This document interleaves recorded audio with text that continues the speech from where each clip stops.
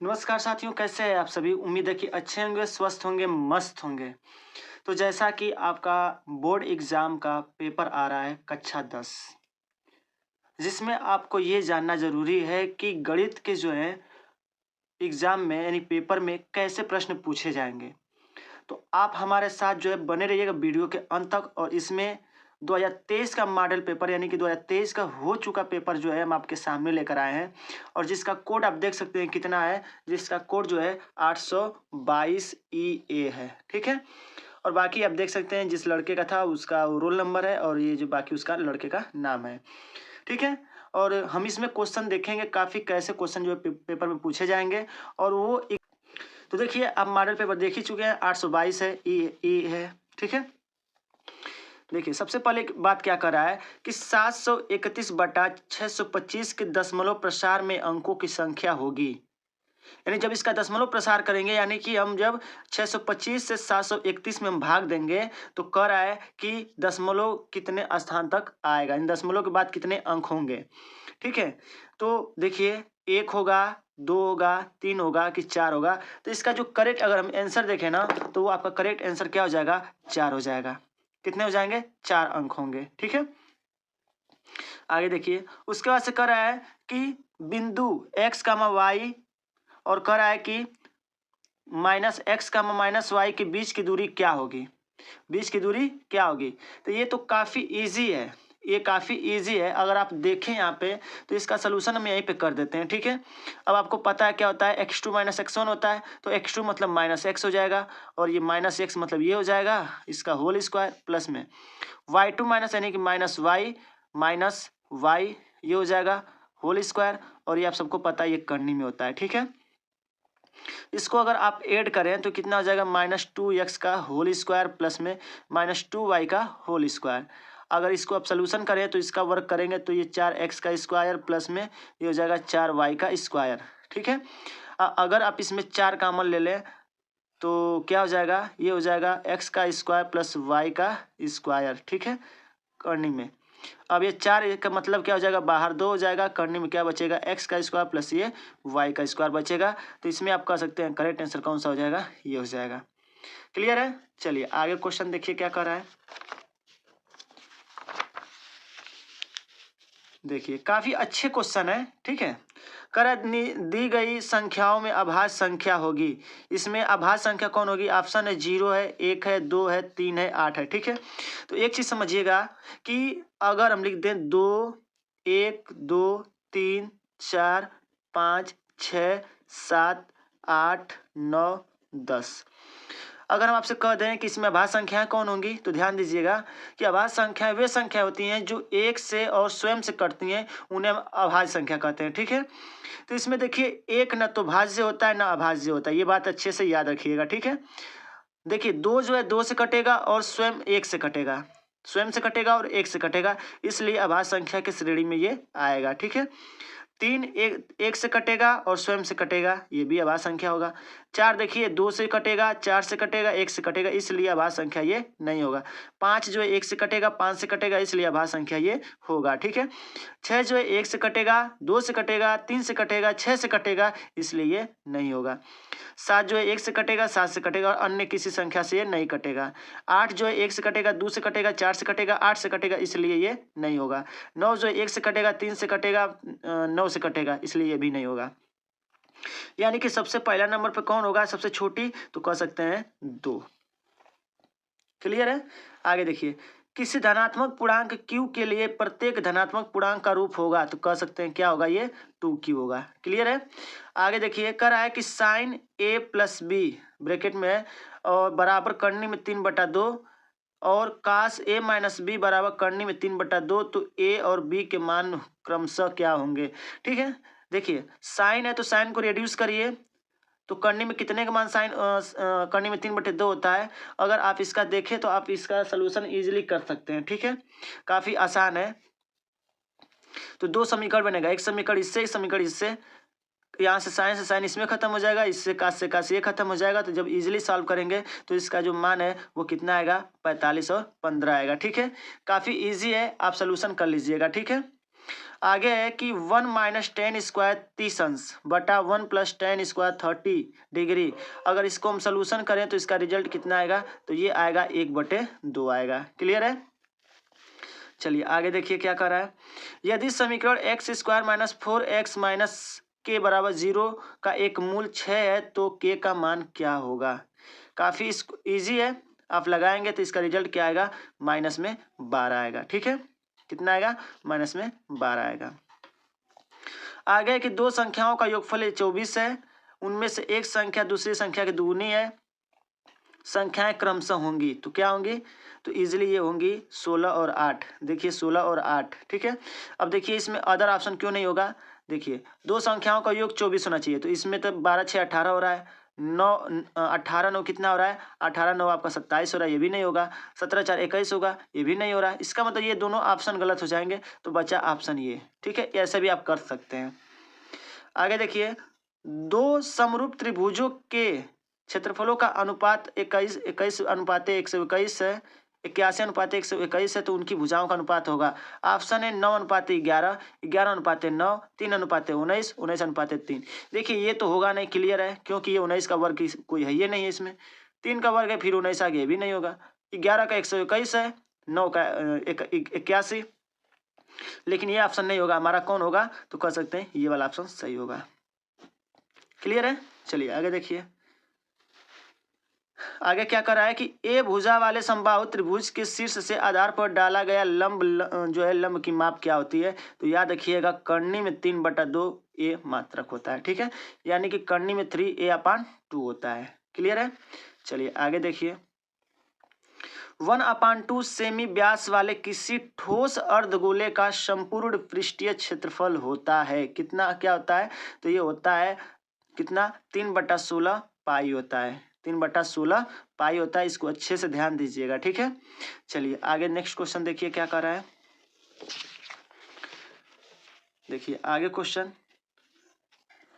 कर रहा है कि 6 सेमी त्रिज्या वाले वृत्त का एक चाप केंद्र पर 60 का कोण अंतरित करता है, तो त्रिज्यखंड का क्षेत्रफल क्या होगा। तो आपको पता होगा त्रिज्यखंड का क्षेत्रफल क्या होता है, ये होता है θ/360 गुणित πr² होता है। तो इसी प्रकार के जब आप सॉल्व कर देंगे, त्रिज्या का मान जो है यहाँ पे 6 है, यहाँ 6 रख दीजिएगा, पाई का मान 22/7 रख दीजिएगा, थीटा का मान यहाँ 60 रख दीजिएगा, आपका रिजल्ट आ जाएगा। देखिए पाई का मान रखना ही नहीं है। ठीक है, तो चलिए हम सॉल्व कर देते हैं। 60 अपन क्या हो जाएगा, ये 360 गुणते पाई का मान छोड़ दीजिए, आर का मान हो जाएगा 6 गुणे 6 हो जाएगा। ठीक है, देखिए 6 के 36 हो जाएगा, 6 से 6 खत्म हो जाएगा, क्या बचेगा, तो कह सकते हैं हम लोग 6 पाई, क्या हो जाएगा 6 पाई। तो इसमें जो आपका करेक्ट आंसर होगा वो क्या हो जाएगा, 6 पाई हो जाएगा। ठीक है, तो काफी इजी सवाल है, ध्यान दीजिएगा। ठीक है, चलिए आगे देखिए, एक समकोण त्रिभुज का कर्ण आधार क्रमशः 7.5 सेमी और 4.5 सेमी है, तो लंब भुजा की माप क्या होगी, लंब भुजा की माप क्या होगी, तो 6 होगी, क्या होगी, 6 होगी। ठीक है, आगे देखिए, समबाहु त्रिभुज ABC में भुजा AB की मध्यिका CD है, तो CD² का मान क्या होगा, तो याद रखिएगा ये होता है 3/4 AB² होता है। ठीक है, चलिए आगे देखिए क्या कर रहा है। 12 व्यक्तियों के भार का समानांतर माध्य 45.6 किग्रा, तो उनके भारों का योगफल क्या होगा। देख सकते हैं काफी इजी क्वेश्चन है। ठीक है, तो इसका जो करेक्ट आंसर होगा वो क्या हो जाएगा, 547.2 किग्रा हो जाएगा। ठीक है, चलिए आगे देखिए क्या कर रहा है। कर रहा है कि 3 4 6 यक्स का समानांतर माध्य 5 हो, तो यक्स का मान क्या होगा। समानांतर माध्य कितना है, 5 है।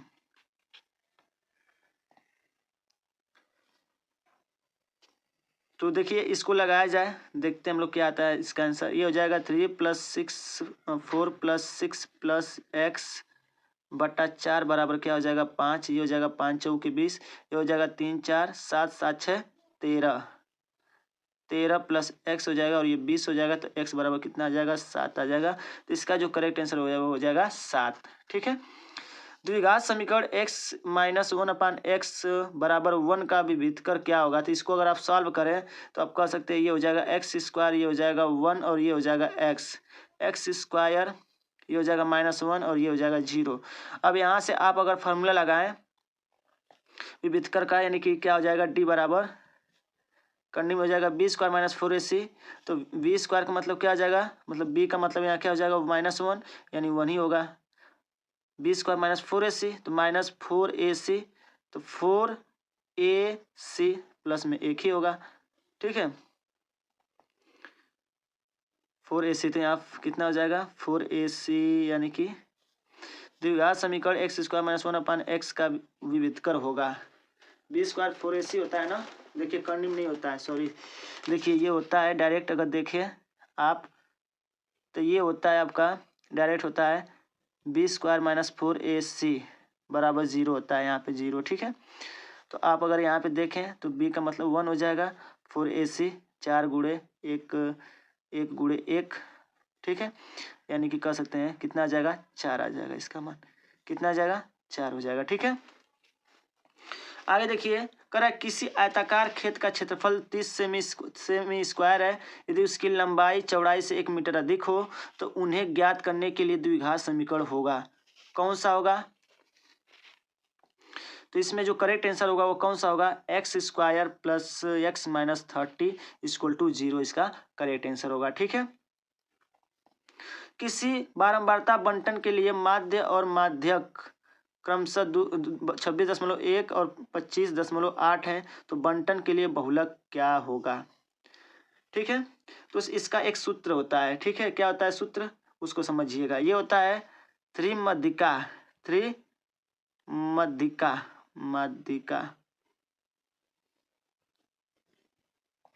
बराबर ये होता है 2 माध्य प्लस बहुलक, 2 बहुलक होता है, ठीक है। आप इसी फॉर्मूले पर रख दीजिए, इजीली आप इसको सॉल्व कर लेंगे। तो इसका जो करेक्ट आंसर आएगा वो आएगा 26.4 आएगा, ठीक है। आगे है कि केंद्रीय प्रवृत्ति की माप होती है। देखिए केंद्रीय प्रवृत्ति की जो माप होती है वो 3 होती है, क्या होती है, माध्य होती है, मध्यिका होती है, क्या होती है, ये होगा माध्य, माध्यिका और एक होता है बहुलक, क्या हो जाएगा बहुलक। तो इसमें आप देख सकते हैं कौन सा ऑप्शन है, माध्य माध्यिका है, ये नहीं है, तो आपका कौन बचा, बहुलक बचा। तो बहुलक आप क्या हो जाएगा, करेक्ट आंसर हो जाएगा, ठीक है। चलिए आगे देखिए क्या कह रहा है। देखिए कितने जबरदस्त क्वेश्चन जो है आपके एग्जाम में पूछे गए हैं 2023 में, देख सकते हैं आप लोग। कह रहा है सभी भाग हल कीजिए। देखिए 2 बिंदुओं के बीच का दूरी वाला सूत्र है, ठीक है। अब आपको पता है क्या करना है, इजीली आप अपना फार्मूला लगाइएगा, यानी कि कौन सा फार्मूला, ये वाला फार्मूला लगा लीजिएगा, x2 माइनस x1 का होल स्क्वायर प्लस में y2 माइनस y1 का होल स्क्वायर, ठीक है। फार्मूला लगा लीजिएगा, बाकी इसका दे दिया है 10 है, 10 यहाँ रख दीजिएगा। अब इसको सॉल्व कर दीजिएगा, आपका आंसर आ जाएगा, ठीक है। y का मान ज्ञात करना है आपको। आगे दिया है कि x और 1/x का माध्य m है, x³ और 1/x³ का माध्य ज्ञात कीजिए। 2 नंबर में क्वेश्चन पूछा गया है। यदि tan 2a बराबर cot a माइनस 18 डिग्री जहाँ 2a न्यून कोण हो तो a का मान ज्ञात कीजिए। ये भी बड़ा मस्त क्वेश्चन है 2 नंबर में, ठीक है। जो चैप्टर से कट गए होंगे उसको हम हटा देंगे, यानी बता देंगे आपको, ठीक है। अब देखिए आगे बारंबारता बंटन का माध्यक ज्ञात कीजिए। तो माध्यक निकालना तो काफ़ी ईजी है, आप आसानी से निकाल भी लेंगे, ठीक है। थोड़ा सा कैमरा में प्रॉब्लम थी, ठीक है। आगे देखिए दिया गया HCF दे दिया है और LCM दे दिया है, तो आपको क्या बताना है इसमें दिया गया। देखिए दिया गया है HCF इतना है 51, इनका LCM जो है इसका क्या होगा ज्ञात करना है, तो ये आसान है। सिद्ध कीजिए कि करनी में 2 एक अपरिमेय संख्या है। 2 नंबर में देख सकते हैं कितना जबरदस्त जो है क्वेश्चन पूछा गया है। तो आप इसी तरीके से जो है अपने एग्जाम की तैयारी कर सकते हैं कि किससे कैसा कैसा क्वेश्चन कर सकता है, ठीक है। ये इम्पोर्टेंट है, याद रखिएगा, ये तो फिक्स है कि सवाल में पूछेगा 2 नंबर में। आगे की 5 भागों को हल कीजिए। इसमें से 5 क्वेश्चन को आपको क्या करना है, हल करना है। कर वर्ग अंतराल इतना दे दिया है, बारंबारता इतना दे, तो बहुलक ज्ञात करना है। तो बहुलक का फार्मूला आपको इजी ही याद होगा, ठीक है, कोई दिक्कत होना नहीं चाहिए। आगे देखिए ये जो चैप्टर से आपका कट गया है तो इसको आपको ध्यान देने की आवश्यकता नहीं है, ठीक है। आगे है कि समकोण त्रिभुज ABC में कोण B समकोण है BDAC। देखिए ये इम्पोर्टेंट है, इसको एकदम रट लीजिए, ये आपका इम्पोर्टेंट क्वेश्चन है, ठीक है। आगे है कि पुनीता की 2 वर्ष पूर्व की आयु और अब से 4 वर्ष बाद की आयु का गुणनफल उनकी वर्तमान आयु के दुगुने से 1 अधिक है, उसकी वर्तमान आयु ज्ञात कीजिए। 4 नंबर में है, ठीक है। एज रिलेटेड सवाल भी आप देख लीजिएगा, पेपर में पूछे जाने की उम्मीद रहेंगे, ठीक है। आगे है कि समीकरण को हल कीजिए, ठीक है। ये भी इंपॉर्टेंट क्वेश्चन है, याद रखिएगा। 2 क्रमागत धन सम संख्याएं ज्ञात की जिनके वर्गों का गुणनफल 340 है, ठीक है। ये तो समीकरण बनाएंगे तो द्विघात समीकरण बनेगा, अच्छे से आप इसको देख लीजिएगा, ठीक है। चलिए आगे देखिए क्या कह रहा है। आगे भी अच्छे क्वेश्चन ही है आपके, देखिए क्या कह रहा है कि निम्नलिखित समीकरणों की युग्म को हल कीजिए। ये जो है इसको 2 चरों के रैखिक समीकरण के रूप में इसे बदलना है और इसको इजीली समीकरण बना के क्या कर देना है, सॉल्व कर देना है, ठीक है। तो हमारे हिसाब से आपके लिए बेहतर यही क्वेश्चन रहेगा। 6 नंबर में क्वेश्चन पूछा गया, याद रखिएगा। और इम्पोर्टेंट आपको बात बताते हैं, आपके किताब में जो भी ट्रेन से संबंधित सवाल होंगे उन सवालों को आप अच्छे से देख लीजिएगा, क्योंकि पेपर में अधिकतर चांसेस होता है पूछे जाने के, ठीक है। एक वीडियो हम आपके लिए ऐसा लेंगे जो मैथ से होगा और जिसमें केवल इंपॉर्टेंट क्वेश्चन होंगे, केवल आपको उतना ही तैयार करना होगा और आपका पेपर आसानी से बीत जाएगा इसका, ठीक है। आगे देखिए क्या कर रहा है। जब सूर्य का उन्नयन कोण फाई से थीटा हो जाता है तो क्षैतिज तल में खड़े एक स्तंभ की छाया ए मीटर अधिक हो जाती है। स्तंभ की लंबाई ज्ञात कीजिए, ठीक है। आप या इसको कीजिएगा या इसको कीजिएगा। और ये ध्यान रहे कि त्रिकोणमिति यानी अनुप्रयोग जो है यानी ऊंचाई और दूरी, उससे सवाल 100% फिक्स है 6 नंबर में एक, ठीक है। तो इसको आप बेहतर तरीके से ध्यान दे लीजिएगा। उसके बाद से आगे है वृत्त से संबंधित क्षेत्रफल, ये चैप्टर नया है, इस बार ऐड हुआ है, तो उसको भी आप अच्छे से एक बार देख लीजिएगा, ठीक है। आगे देखिए वृत्त से संबंधित क्षेत्रफल से ये सवाल है, देखिए वृत्त से संबंधित क्षेत्रफल है, आप इसको अच्छे से देख लीजिएगा। 21 है, वृत्त का चाप केंद्र पर 60 डिग्री कोण अंतरित करता है, तो चाप द्वारा बनाए गए त्रिज्यखंड का क्षेत्रफल और संगत जीवा द्वारा बनाए गए वृत्तखंड का क्षेत्रफल ज्ञात कीजिए। ये 6 नंबर में है, बहुत ही आसान क्वेश्चन है, ये बहुत ही इजी क्वेश्चन है, समझ लीजिए। आगे है देखिए अथवा में करके 32 सेमी ऊंचाई और 18 सेमी आधार त्रिज्या वाली एक बेलनाकार बाल्टी रेत से भरी हुई है, यानी कि ये जो है कह सकते हैं पृष्ठीय क्षेत्रफल से ये है, आयतन और पृष्ठीय क्षेत्रफल से ये सवाल है, ठीक है। ये भी अच्छे से देख लीजिए और अच्छे से देख लीजिए कैसे जो है इसको लगाना है, ठीक है। बाकी जो है ये तो क्वेश्चन आपके लिए थे। बाकी ये इंग्लिश वर्जन वाले साथियों के लिए है जो इंग्लिश मीडियम से है, देख सकते हैं ये इंग्लिश वर्जन, ठीक है। बाकी ये आपके निर्देश दिए गए, निर्देश को पढ़ लीजिएगा। बाकी ये क्वेश्चन जो हिंदी में थे वही आपके इंग्लिश लैंग्वेज में है, ठीक है। तो उम्मीद है कि साथियों आपको ये बातें अच्छे से समझ में आ गई होंगी। तो आप यदि चैनल पर नए तो चैनल को सब्सक्राइब कर लीजिए और बेल आइकन प्रेस करना ना भूलिएगा, ताकि जब भी हम नए वीडियो लेकर आए तो सबसे पहले आपको प्राप्त हो सके। हम मिलेंगे अपने नेक्स्ट वीडियो में ऐसे ही बेहतरीन वीडियो के साथ। तब तक के लिए जय हिंद, जय भारत, खुश रहिए, मस्त रहिए, बड़ों का सम्मान कीजिए।